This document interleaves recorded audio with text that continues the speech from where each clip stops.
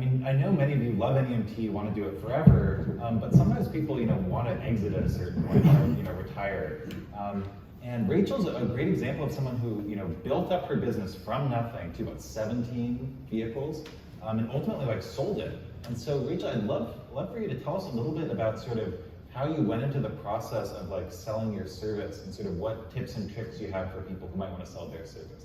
So I was approached by a group of investors that wanted to purchase it. So it was 4 people from 4 different states, and they were trying to create a comprehensive care plan where it's physical therapy, home health, transportation, and the apartment complex. But have always operated, I live in the community that I service, and having 4 people from just different states wanting to do it, I knew it would take the quality down. It would turn it more into just about the dollars, which wasn't right, and I wasn't exactly prepared. I was very involved in the day-to-day, which you'll get less of a sale price when that's the case, because they want systems and everything automated to run without you, because then an investor can purchase it and it can just keep running and they're making revenue and profit from day one.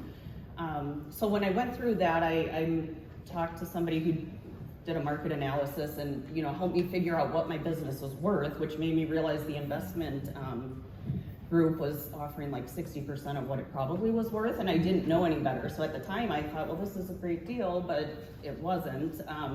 So then I had my broker kind of go through, tell me what I should get, and then he helped me find the person who did purchase it, which is somebody with small children from Iowa who moved to Wisconsin. And so I would say your starting point is try to have management in place, your standard operating procedures, everything, the groundwork just laid so that your operations can keep going. If you're in the hospital, you die, something happens, you want the company to keep going so your surviving family doesn't get nothing and it just dissolves. So once that happened, my father-in-law and my parents are both sick, so that was also a huge factor. After 17 years, we just wanted more time with our family, and now we had sort of entertained selling, and it's well, the time freedom, and I could help a lot more people in a different way in the industry. It's I was content where I was and didn't really want to grow anymore, and the need is there in my community to grow, and it's just not something I personally wanted to take on. So